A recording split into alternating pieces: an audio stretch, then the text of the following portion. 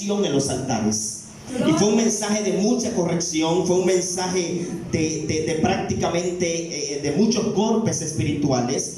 Y yo cuando llegué a la casa prácticamente lloré porque me sentí muy mal. Cuando usted predica corrección, por lo natural la gente ya no te mira bien. La gente piensa que cada vez que tú te paras a predicar, tú vas a venir con lo mismo, a darle golpe en el espíritu a la gente. Y mi esposa, para el colmo, me decía: pero ¿por qué tú predicaste eso? Tú debiste predicar otra cosa. Y yo bajaba la cabeza y yo decía: si tan solo la gente supiera el peso que tiene un predicador cuando sabe que tiene una palabra de parte de Dios y tiene que darla. El primero que quería callar era yo. El primero que quería callarse la boca era yo. Pero ¿cómo callar cuando Dios deposita algo en tu corazón? ¿Cómo callar cuando yo sé que esa palabra bajó del cielo? Yo sé que el tema de corrección es complicado, porque por lo general al hombre no le gusta ser corregido. Es más, desde el Edén el hombre no fue diseñado para la corrección. El tema de la corrección apareció en el hombre después de la caída en el Edén,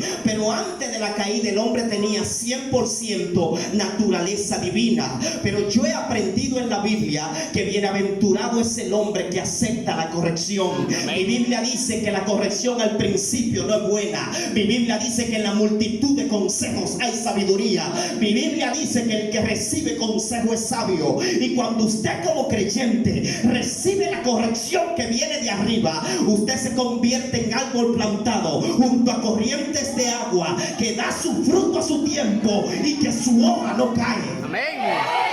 Dios santo. Amén. Pero ¿cómo callar? Y mi esposa lo sabe, que ella me decía: pero ¿por qué tú predicaste esa palabra? Hermano, si hubo alguien a quien le dio esa palabra, fue a mí. Porque eso es lo bonito y lo complicado y lo delicado que es la predicación del evangelio. El evangelio no es un palo, el evangelio es una espada. Pero no una espada cualquiera, es una espada que está afilada de lado a lado. Quiere decir que cuando tú predicas, esa palabra da tanto para allá como para acá. Amén. A veces usted cree que cuando el predicador está predicando es para allá que está tirando. Cuando viene a ver, los 90% de lo que se habla es para el predicador. ¿Le ha pasado a usted que usted predica cosas que es para usted mismo? Amén. Eso es el evangelio. Y yo decía: pero ¿cómo callar? ¿Cómo callar? Pero ¿cómo callar? Pero no puedo predicar esto. Esto es demasiado fuerte. Yo nunca he predicado esto. ¿Cómo manejo esta palabra? La contaminación en los altares. Gente que pasan a tomar una oportunidad en el cultural, en el devocional. Gente que ministran a la gente. Perdón, manito. Reciba, siervo. Y le ponen la mano a todo el mundo. Reciba, reciba. Llénese de la unción. Pero resulta que al día siguiente, cuando se va a impartir la Santa Cena, el que estaba poniendo mano no pasa y se queda en el último banco de atrás. Si usted no tiene capacidad para participar de una Santa Cena, pues mucho menos debe tener autoridad para ponerle la mano a nadie. Ay, cha, cha, cha, cha, cha, cha, cha. ¿Qué es esto, Dios? Y yo daba esa palabra y la gente me miraba como con los ojos de una puñalada, como para dármela. Yo decía: Dios mío, ¿qué hago? Dios mío, ¿qué hago? Ese día, pastor, yo entendí a Cristo cuando Pedro fue y le dijo: Señor, las palabras son duras, cambia el mensaje porque la gente se está yendo. Eso se lo están diciendo a Jesús: las palabras son duras, la gente se está yendo. Ese día yo pude entender a los profetas de por qué muchas veces los profetas tenían que pelear consigo mismo por lo fuerte que era la palabra. Pero cuando un profeta recibía una palabra de Dios, tenía que darla porque era su siervo. Y cuando tú eres siervo, tú no te gobiernas, sino que el de arriba te gobierna a través del Espíritu de Dios. Y solté esa palabra y fue de bendición. No en el momento, porque las palabras hay que dejarlas desarrollar. Ese siervo se equivocó, esa palabra estuvo mal, se nos es el tiempo de esa palabra. Pero luego, cuando tú recibes la bendición, tú dices: ah, pero mira, ahora entendí la palabra que se predicó hace un mes. Es como cuando tú agarras un chamaquito, a tu hijo, y le das 3 tallazos. Él llora y se pone bravo, pero mañana, cuando es un hombre serio y no es un delincuente, entiende su tallazo. ¿Me están entendiendo acá? Amén. Entonces, cuando yo leo esta historia de Ben-Hadad, la Biblia dice que Ben-Hadad era un rey respetado y poderoso. Ben-Hadad agarra todo su ejército y sitia una ciudad llamada Samaria, que era un sitio.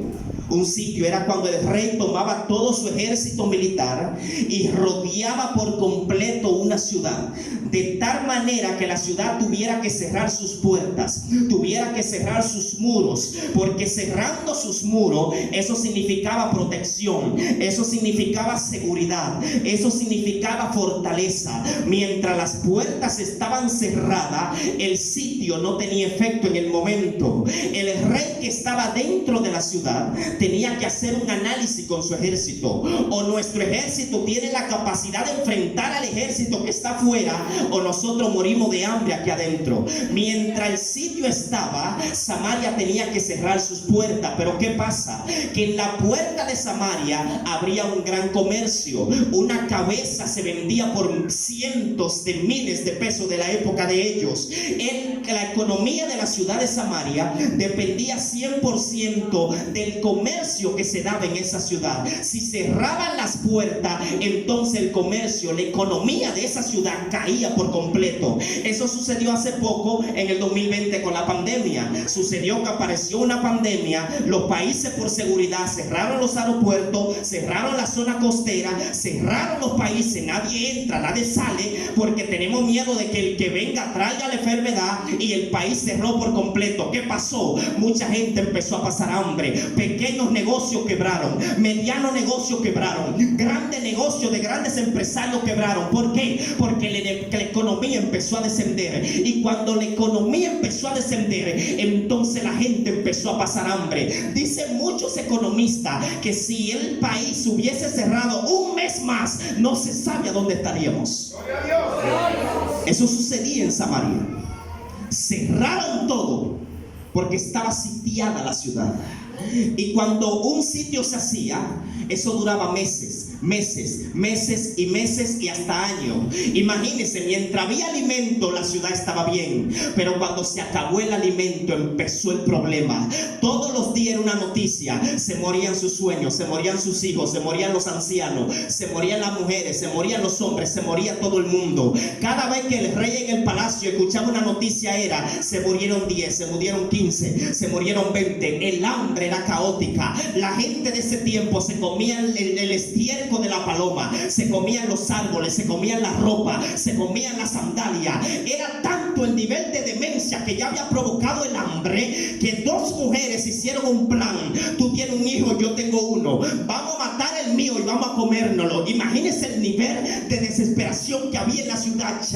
Ya no se aguantaba el hambre, ya no se aguantaba la angustia de que dos mujeres planearan comerse a sus dos hijos. Agarraron el hijo de una, lo mataron y se lo comieron. Pero cuando iban a matar el de la otra, usó tigueraje y lo guardó. Cuando el rey salió del palacio para ver con sus propios ojos lo que estaba pasando, porque todo lo que oía era: se murieron 10, se murieron 20, se murieron 15 por inanición, por hambre. El rey, cuando salió a la ciudad, se dio cuenta de que todo era cadáver. Pero ¿cómo iba a ser el rey para librarse a la ciudad? Si abro las puertas de la ciudad, el ejército iba a entrar, iban a tomar a los hombres jóvenes, iban a tomar a las mujeres jóvenes, iban a tomar a los niños y lo iban a llevar como esclavo. A los viejos lo iban a matar, y al rey lo iban a sacrificar a sus ídolos. No podíamos abrir la puerta, teníamos que quedarnos aquí y echar el pleito hasta donde aguantáramos.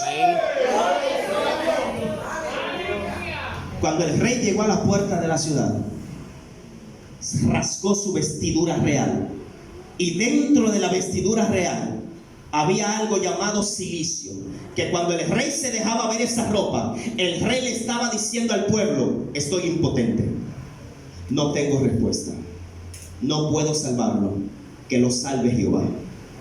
Y el rey dijo: el problema de esta situación no es Ben-Hadad. El problema de esta situación no es el ejército. El problema de esta situación no soy yo. El problema de esta situación no es Samaria. El problema de esta situación es el profeta. Ahora escúcheme acá, porque ahora empezamos. El problema es el profeta Eliseo. ¿Sabe por qué el problema es Eliseo? Porque Eliseo, antes de pisar a Samaria, visitó 5 ciudades que estaban cerca de Samaria. Las 5 ciudades lo recibieron como rey, lo recibieron como profeta, lo recibieron como un príncipe. Hermano, usted se va de vacaciones para un hotel y la atención que le dan es de primera. La atención que les dan es 1A. Cuando usted se va del hotel, usted se queda con gusto de volver por la forma en cómo lo trataron. Pero si en ese hotel de vacaciones lo tratan mal, la atención es pésima, usted se va y dice, para allá no lo vuelvo. Esas 5 ciudades, el rey la visitó, el profeta la visitó y quedó con gusto de ir. Pero cuando el profeta visitó a Samaria, empezaron los problemas, empezó la aflicción, empezaron los ataques, de tal manera que la bienvenida que le dieron fue que el rey abrió su boca y dijo, yo renuncio si la cabeza del profeta no ruede en este día. Gloria a Dios. Eso era para agarrar su maleta y salir corriendo de Samaria. Pero el rey dijo, el profeta no ve nada. El problema es el profeta. ¿Por qué? Pregúntese, ¿por qué Ben-Hadad no sitió esas 5 ciudades, mas sitió a Samaria? Esas 5 ciudades eran mejores que Samaria. Mejores mujeres, mejores hombres, más oro, más plata, mejores templos, mejores casas, mejores columnas, mejores de todo. ¿Por qué no sitió a esas ciudades y sitió a Samaria? Porque un día el profeta entró a Samaria, después de que anduvo las 5 y no dijo una sola palabra. Y cuando llegó a Samaria dijo, Dios levantará esta ciudad como una luz en las naciones. Tu vida y la mía puede ser muy normal. No hay ataques del infierno, no hay ataque del enemigo. Todas las puertas se te abren, todo el mundo te aplaude, todo se te da. Pero el día que Dios abra su boca para decir que a través de ti Dios va a libertar naciones, para decir que a través de ti Dios va a libertar pueblo, ese día lo que no se te daba se te va a dar. Ese día el que no te atacaba te va a atacar. Ese día vas a sentir presión de parte del mismo infierno, porque hubo una palabra que se abrió para favor tuyo. Cuando hablamos de Eliseo, por lo natural hablamos del compañero ministerial de Elías. Elías era el profeta que tenía un manto, que tenía una unción terrible. Cuando Elías se va en un torbellino del fuego al cielo, el profeta tiene que asumir el ministerio de Elías. Eliseo dice, yo voy a asumir el manto. El manto tiene unción, tiene presencia, tiene mucha autoridad.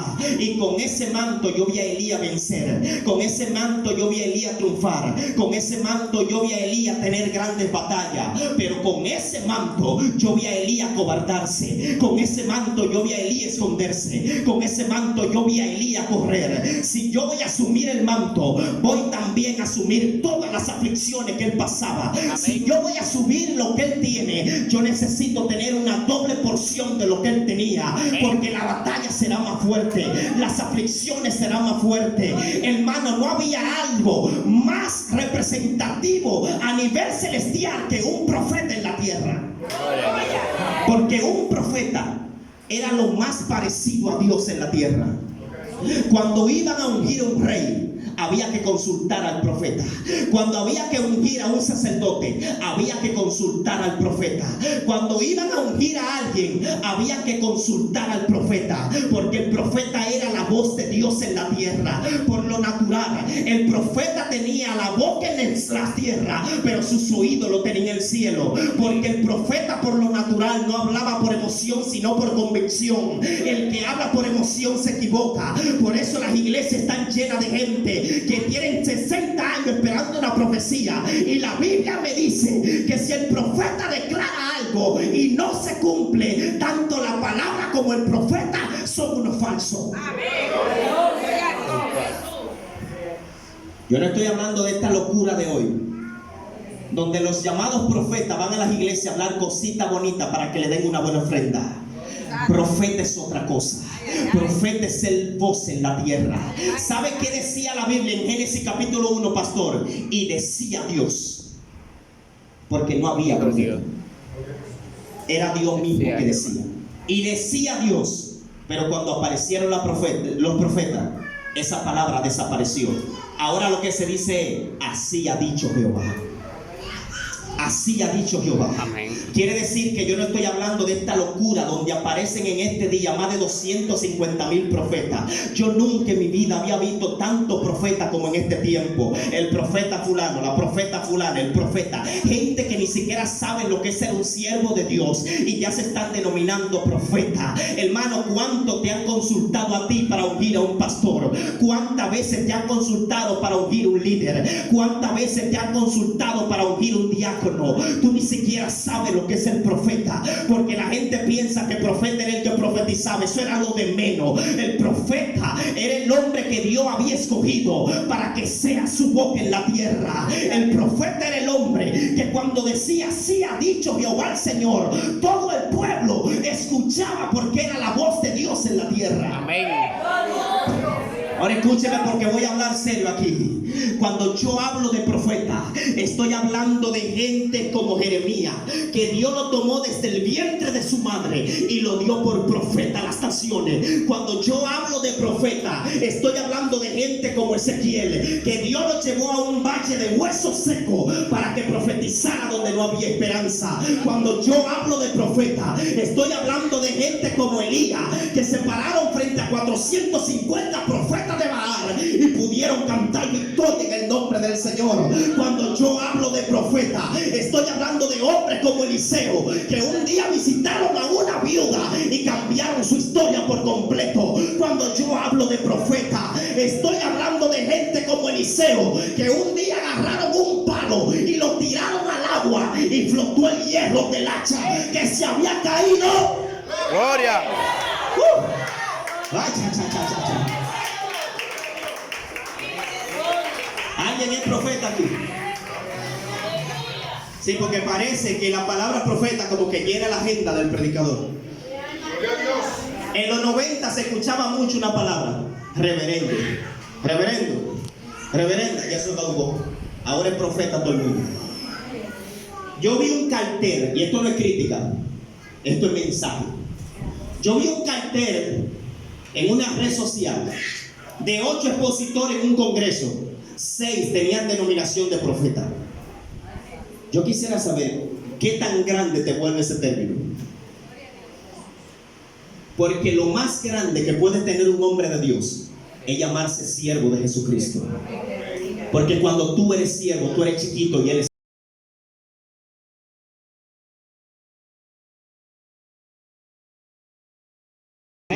Pero el que crece haciéndose grande no crece. Aquí el que crece es el que agarra la toalla y lava los pies.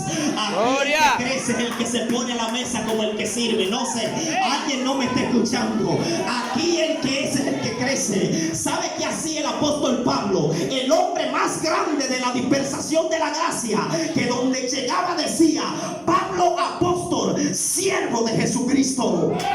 No, si alguien no levanta la mano, suelto esto aquí. Dios santo. No sé dónde están los profetas hoy. Pero hay gente que no sabe ni siquiera lo que son y ya son profetas.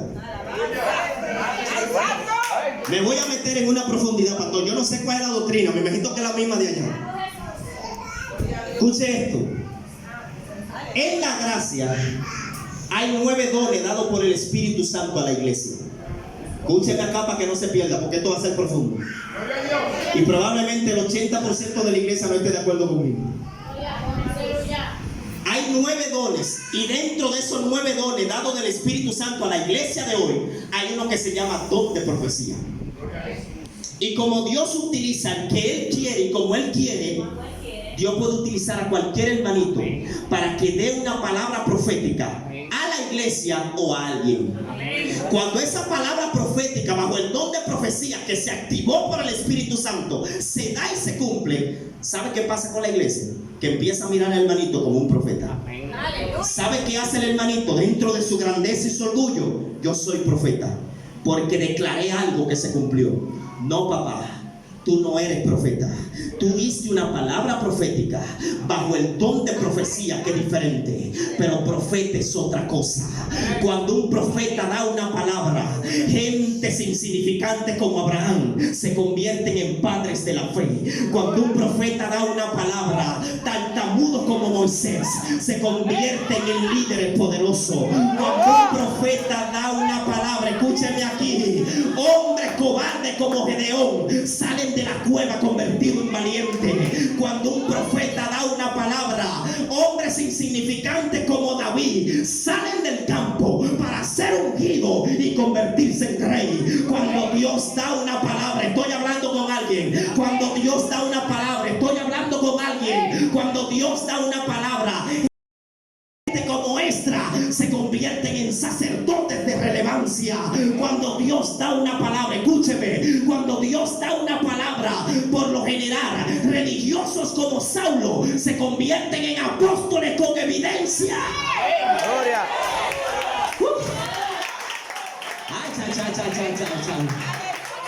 ¿Dónde están los profetas en esta casa? Yo prefiero ver siervos de Dios, porque esos son los que dicen: Señor, yo estoy menguando para que tú crezcas. Esos son los que dicen: toda la gloria le pertenece a Él. Esos son los que no cogen la gloria para ellos, sino que toda la gloria es para el Rey de Reyes y el Señor de los señores. Si va a aplaudir, hágalo con ánimo.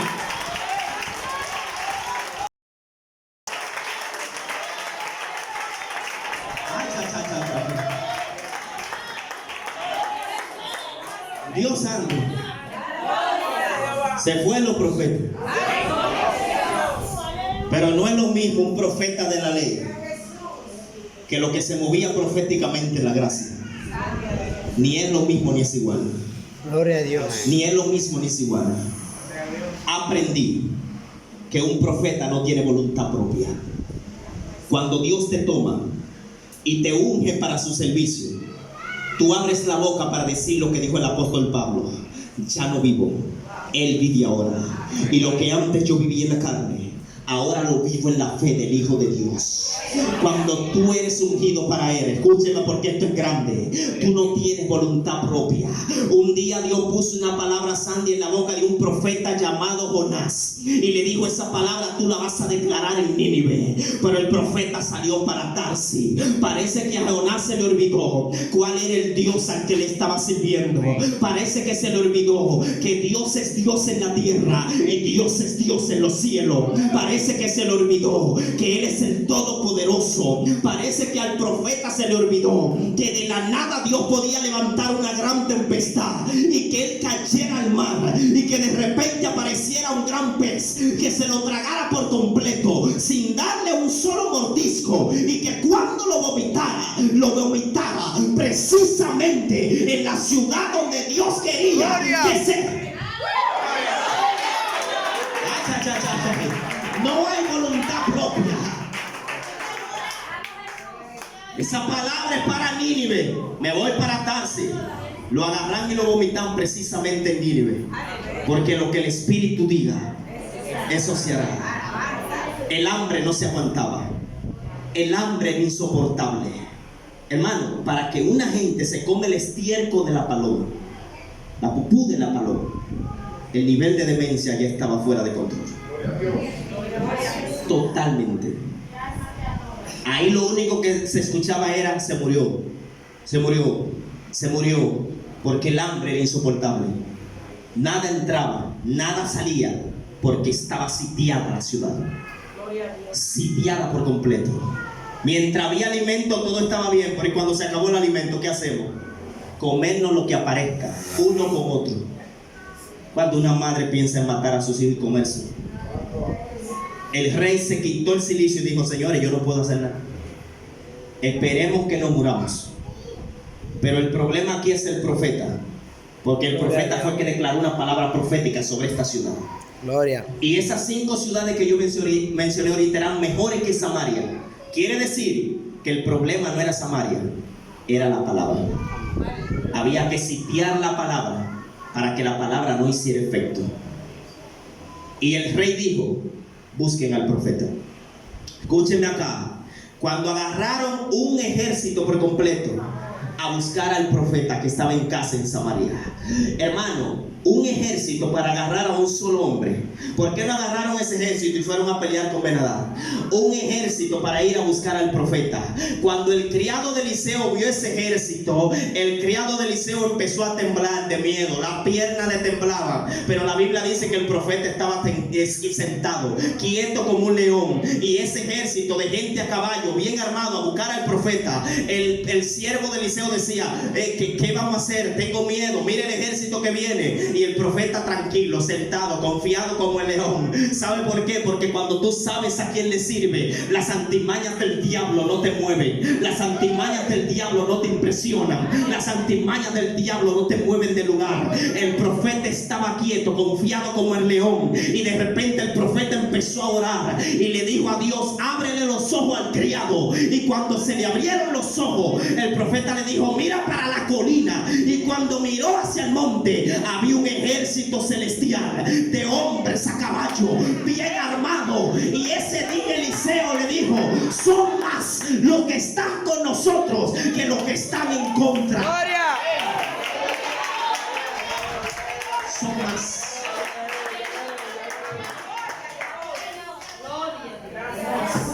Préndalo, lo voy a poner a sonar.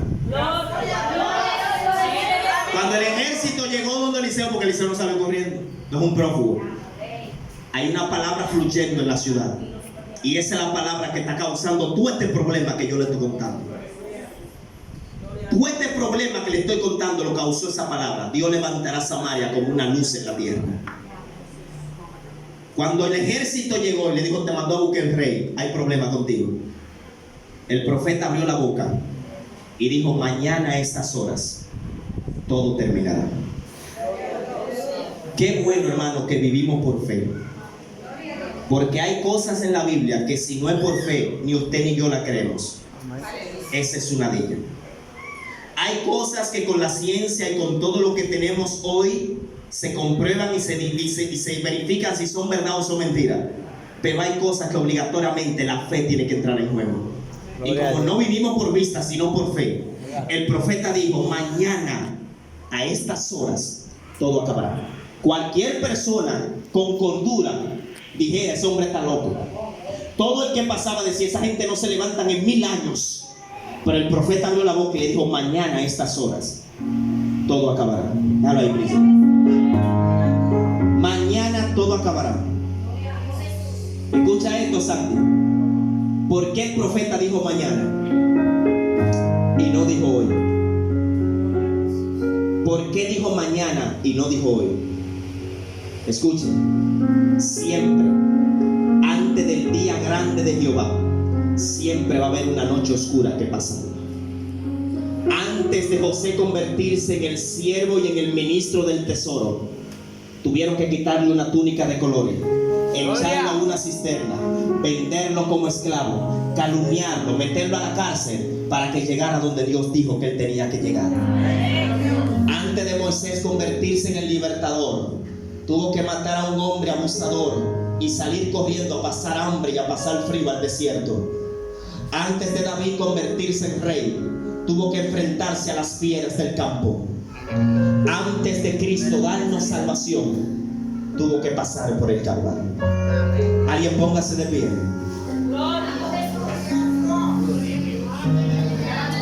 Alguien póngase de pie. Esta palabra es para su pastor. Hay gente que han abierto la boca en contra suya, varón. Hay gente que han levantado la mano contra el hombre de Dios. Hay gente que han levantado la vara contra el hombre de Dios. Pero la noticia es que son más los que están con usted que los que están en contra. La noticia es que más grande el que está contigo que el que está contra ti. La noticia es que no le servimos a un cuadro de Baal, le servimos al Dios de los cielos. El Espíritu Santo va a descender sobre este lugar una vez más. El Espíritu Santo va a descender y va a empezar a llenar gente de la cabeza hasta los pies. Dios trajo una palabra de renovación espiritual. Dios trajo una palabra que quebrará el yugo. Dios trajo una palabra que dará un nuevo comienzo. Dios trajo una palabra profética que dice: la unción está está depositada en esta casa. Habrán gente que correrán a ver qué es lo que pasa en este lugar. Habrán gente que van a querer venir aquí para llenarse en este depósito de aceite. Habrán gente que van a correr porque sabrán que hay señal en esta casa. Sabrán que hay gloria en esta casa. Sabrán que hay presencia en esta casa. Hey. Ay, Dios santo. El que esté vivo que le alabe ahora.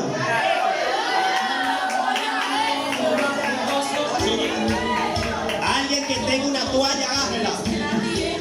El que tenga una toalla, una gorra, un pañuelo, lo que sea, agárrelo. Y que cante conmigo, que alabará. Todos los reyes de la tierra. Porque han oído. Y correrán, correrán.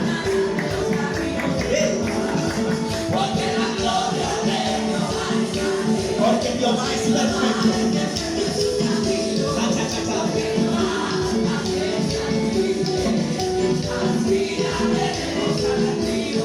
Que no se goza el evangelio. Porque Jehová atiende a los fieles. Te alabarán, te alabarán.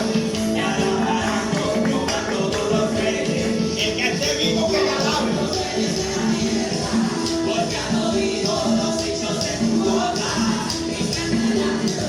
Te alabarán, iglesia, te alabarán. Todos los reyes de la tierra. Porque han oído los dichos. Canta. Porque la gloria.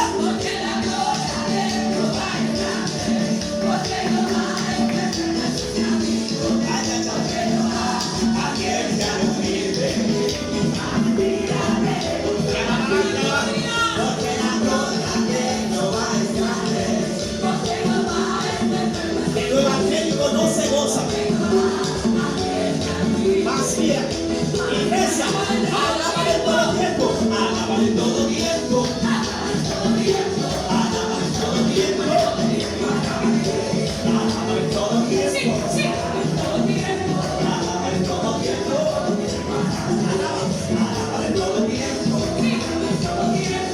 Alábale ahora. Alaba en todo tiempo. Alábale. Y alabará. Y alabará a todos los reyes. Todos los reyes. Adoran al rey. Ahí está la presencia. Ahí está la presencia. Y alabarán a los reyes.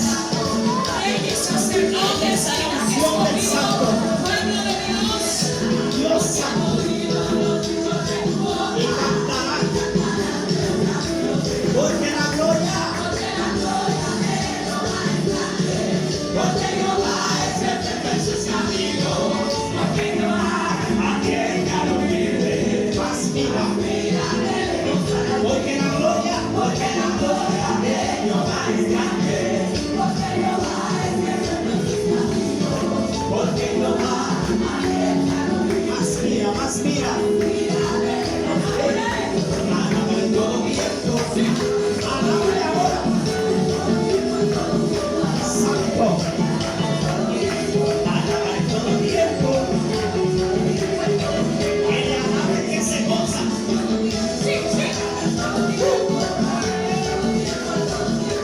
Adórele como corderito en la manada. Los adoradores adoran hoy. Alaba.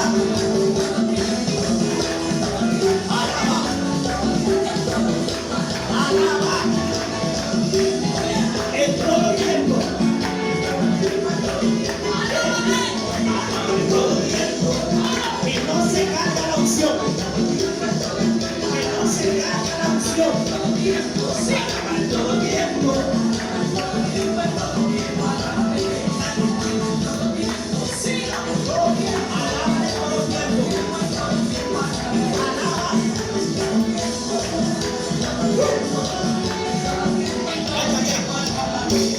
Levanta su mano, todavía hay fuego.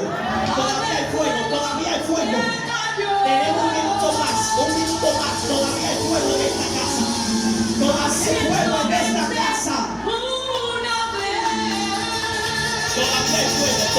fuego en este lugar. El fuego de Dios está en esta casa. El fuego te llena de la cabeza a los pies. De la cabeza a los pies. Todavía la ley está encendida. Todavía la ley está encendida. De la cabeza Yeah. a los pies. Y dice: ¿Estamos listos? ¿Estamos listos? ¿Estamos listos para brincar? ¿Listos para brincar? ¡A brincar ahora!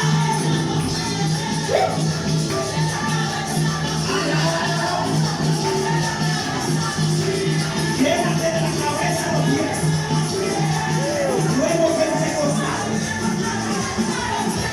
Luego. Llénate del fuego.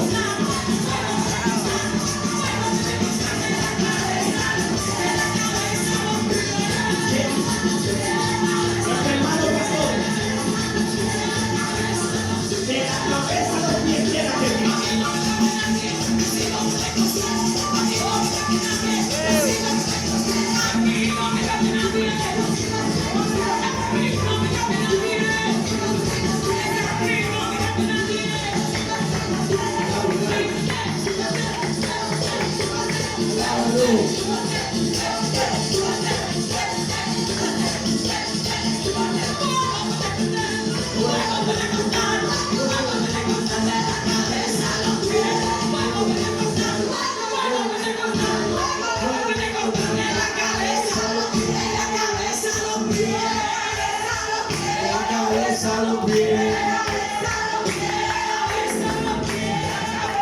Por un aplauso a Cristo.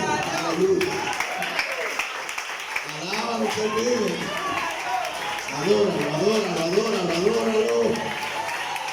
Adóralo que Él vive. Aleluya. Dios se mueve en medio de la alabanza. Gloria a Dios. Tu corazón agradecido adora. Bendice, exalta el nombre del Señor. Aleluya. Bendito sea el Señor. Levanta la mano que no se gozó.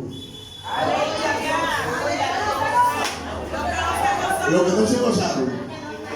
Mire. La que está más cerca es la hermana Andrea. Hermana Andrea. A los que no se gozaron, vaya y préndame un anafe. Para tirarle la brasa arriba, pues. Para que se prenda. Gloria a Dios. Dios le bendiga, hermanos. Siéntense que ya no vamos. Dios bendiga a los hermanos que pasaron, los que cantaron, que Dios les bendiga.